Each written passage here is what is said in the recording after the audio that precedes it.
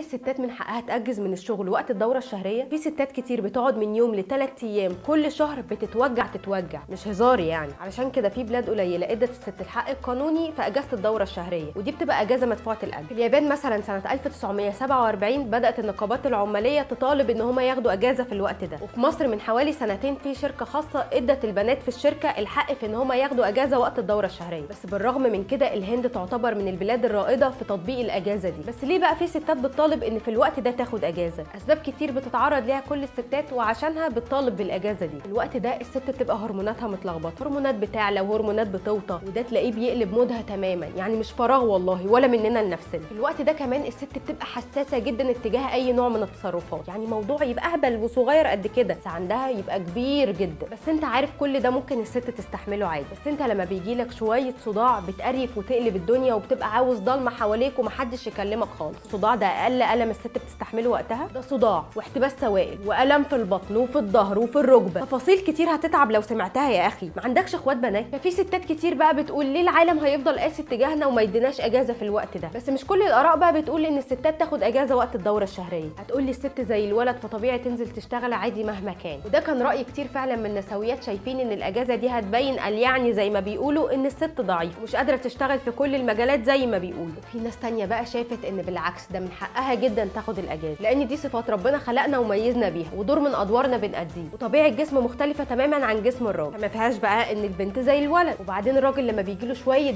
برد قد كده ما بيقدرش يستحمل اي حاجه وبياخد اجازه، فما بالك بكل الاوجاع اللي انا قلت عليها دي. في ناس كتير بقى نيتها وحشه شافت ان الستات ممكن تستغل الاجازه دي علشان تأجز. بس في اليات كتير قوي ممكن تقيس بيها جوده العمل دلوقتي، وخصوصا ان من بعد كورونا بقى عادي انك تشتغل من البيت. في شركات تانية في العالم عملت دعاوي مضاده، اللي هو تعالي اشتغلي وقت الدوره الشهريه وهنديكي مكافاه. ستات وخصوصا الشرقيات بتتكسف تتكلم عن الدوره الشهريه، وده بيخليها تستحمل اي وجع وما تصرحش ان ده سبب تعب. مش بس كده، ده في اماكن كتير في مصر ما بتسميش الدوره الشهريه اصلا باسمها، اللي يقول لك عندك واللي يقول لك البتاعه، وكلام مبهم كده بس كلنا حافظينه وعارفين مقصود بيه ايه، ومش متداري خالص على فكره. وطبعا مش هتكلم عن الرجاله اللي بيبان من نظراتهم وتلميحاتهم وهمساتهم مع بعض. بصوا الحقيقه تفاصيل مرهقه قوي قوي قوي قوي، وفعلا يمرك يا ميار. هي عموما الدوره الشهريه تعبها زي اي تعب، فممكن يبقى من حقنا ان احنا ناخد ايام مرضي زياده شويه، فلو تعبنا قوي مش قادرين نستحمل الوجع ده ممكن وقتها ناخد اجازه. وده بما ان ربنا ميزنا بحاجه بتحصل لنا كل شهر. اكتبوا لي في التعليقات انتوا مع ولا ضد ان احنا ناخد اجازه وقت الدوره الشهريه.